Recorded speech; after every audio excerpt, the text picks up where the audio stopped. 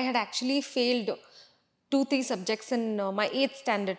That was a benchmark to get into the high school in my school. So they used to give TC who had failed. So that is not a main criteria topping the education. Hey aspirants, I'm Aishwarya Srinivas. I have cleared UPSC CSC Mains 2023. This is my third attempt and now I'm intensely preparing for my personality test. I'm a Bangalorean and this is my strategy.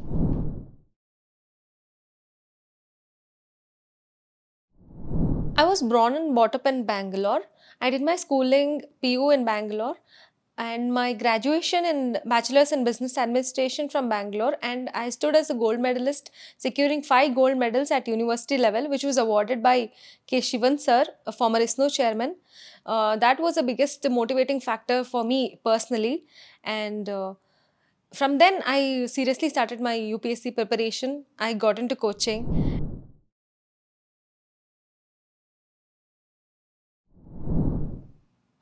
Before starting, I want to tell an interesting story of mine. I had actually failed 2 3 subjects in my 8th standard. That was a benchmark to get into the high school in my school. So they used to give TC who had failed. So that is not a main criteria topping the education, but yeah, when you're a gold medalist or when you're getting the highest marks, that does not mean that you are a top ranker, or that does not give an edge. But of course it matters when a topper is preparing for UPSC. They're already studious, they're putting their 12 hours 14 hours like any other exam. They're ready to put their hard work, uh, keeping aside their social life. That matters when you are a topper.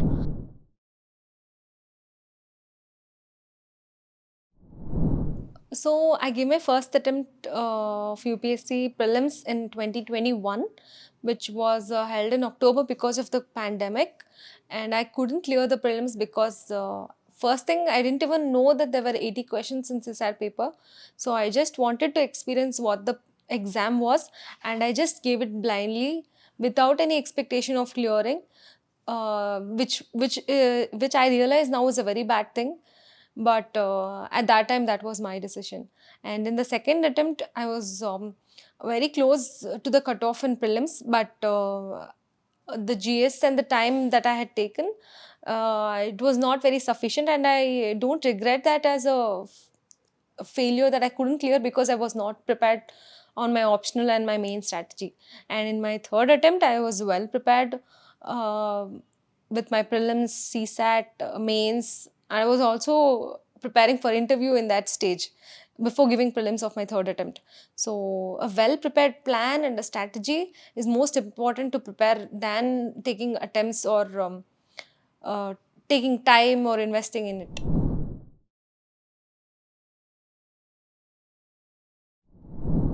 One of the most important thing to clear prelims is not the sources nor the particular strategy, but according to me it's your mindset on the day of your exam, because you need to enter the exam hall with a positive mind that you are going to clear. And I think I had written it on my notice board that there are 10,000 people clearing prelims, why can't you?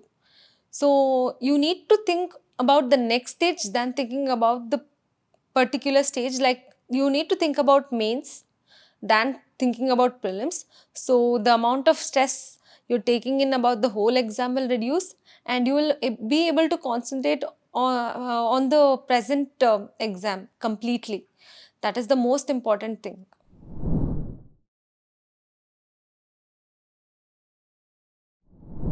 People who want to prepare for UPSC exam and they just have 6 months from the date to the date of prelims exam, they can immediately start off with mains preparation for like 2 2.5 months, concentrating more on optional, and the remaining 3.5 to 4 months on completely devoting themselves to prelims exam. So one caution here is, you are an aspirant who is starting preparation 6 months away from the prelims exam. So you need to remember that you need to put in twice the amount of hard work, twice the amount of smart work that a normal aspirant is being put. Then it is very much possible you can clear the exam within 6 months.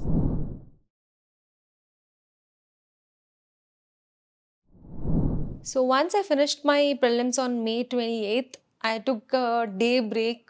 I ate my favorite food, ice creams, lot of ice creams.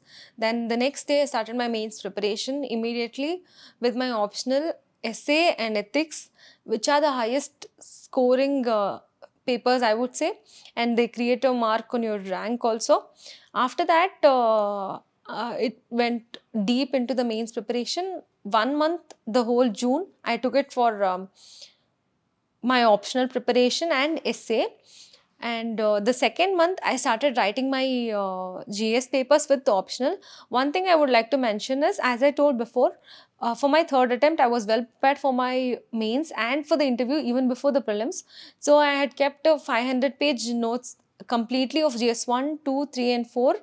So those notes were handy, and I used to just read those notes with newspaper and toppers papers and start writing my answers test series. So it used to be 3 hours, and I used to complete the paper on 3 hours on the first day of exam because I had already written sectional tests before my prelims. And the second month went on with the GS and the optional test series, and the third month I made sure I'm writing in the same manner as UPSC conducts exam. That is, morning I have a GS exam, and evening either optional or another GS exam or an essay. So I used to write 6 hours a day, and the remaining 6 hours or 7 hours, I used to revise, and I used to point out my mistakes, and I used to analyze papers which have done well and which have not gone well. And I used to not take marks as a final decider of my mains tests which I have written, but the vocabulary, the points which I have noted, the examples, the data which I've used as the main criteria to mark myself based on the performance of the mains test series. Then the most important thing, as I said, for the prelims also, the mindset matters a lot for this exam. The last 15 days were crucial, and the last 15 days, first 5 days. So the exam was on September 15th.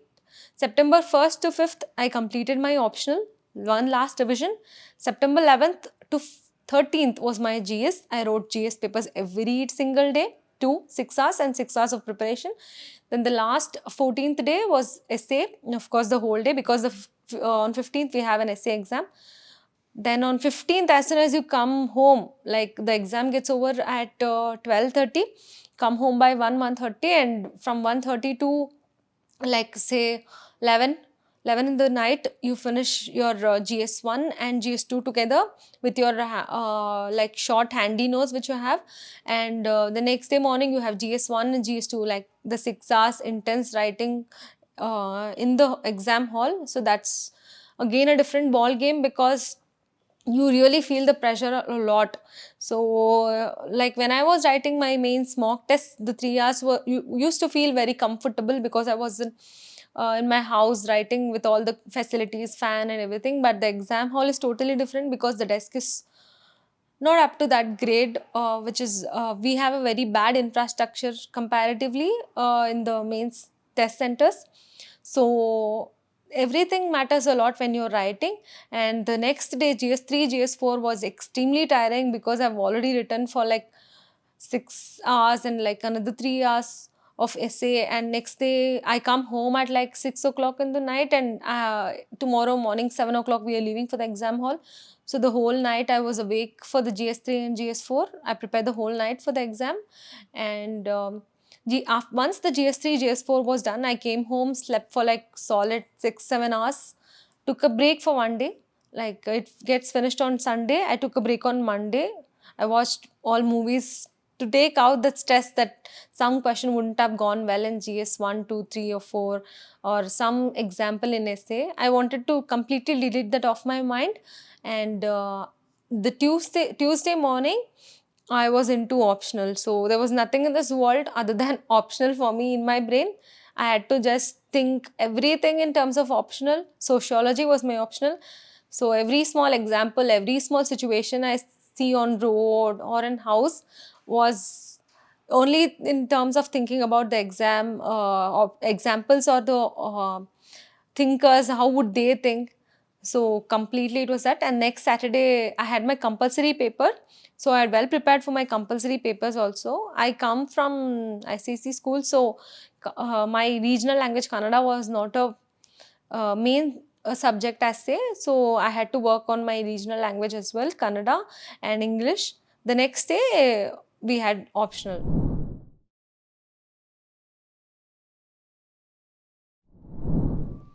So once I cleared my mains, I immediately started with my interview strategy. I didn't wait for the results because the results take around 60 to 70 days. My interview strategy was basically based on my DAF and my other part of the current affairs and the personality building. First is I started reading some good novels like Sapiens, Alchemist, and Almanac of Naval Ravikant, and then I went on to watching some good videos about how people speak and how should my vocabulary be, how should my body language be. Third, I started with my newspaper preparation, reading three newspapers a day, one Hindu, Indian Express. Because my background is commerce, I also went through Economic Times. Now I'll be adding another international newspaper. And second is I started jotting down what my hobbies are. I listed around 5 to 10 hobbies which I was really practicing, and then I brought it down to two after the results are announced. And I also practiced my hobbies.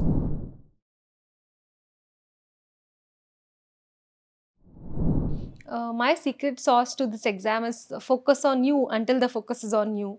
That means that you need to focus on yourself, your strategy, your priorities in life, or your career until the whole focus is on you. And my secret sauce to basically for UPSC strategy is you need to understand the exam properly before getting into the exam. In the sense, there are many people who don't know what are the other 20 different services which you get allotted in the exam, or you need to work really hard on your compulsory papers as well. And essay is the very important paper.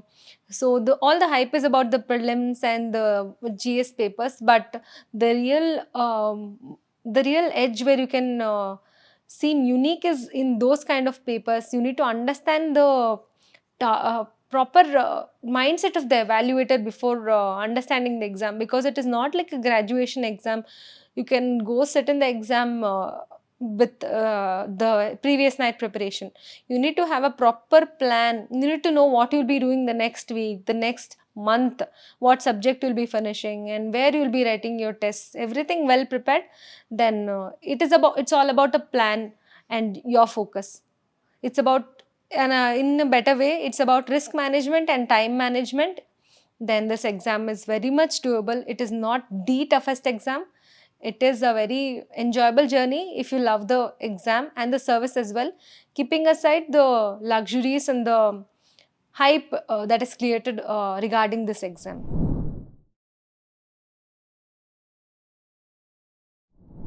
Okay, I really like the CSAT part in the app, which is very well differentiated and very well pointed, and it has really good questions. So CSAT is getting tougher every day. So I think this app will help because it's another qualifying exam. You can use the app to solve questions even when you're traveling or sitting watching TV. And the second thing is, I really like the environment and ecology part, because people from commerce background, I think this will help a lot because it has for example, it has basic chapters from tropic levels and flow of energy, which are a part of prelims questions as well. So that will help. And the second thing is, I think the gaming strategy. Unacademy is making UPSC journey a playful journey because it has a gaming feature as well, where you can also compete with your peer groups. I think that is a very good initiative.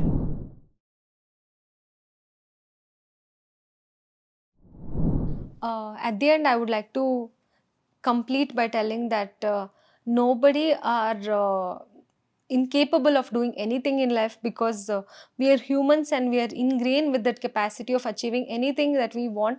With a little bit of hard work, smart work, and strategy, anything is possible. And anyone who wants to get into UPSC, always a big welcome. And I would like to end my session by telling like, share, and subscribe to Unacademy X. Thank you so much.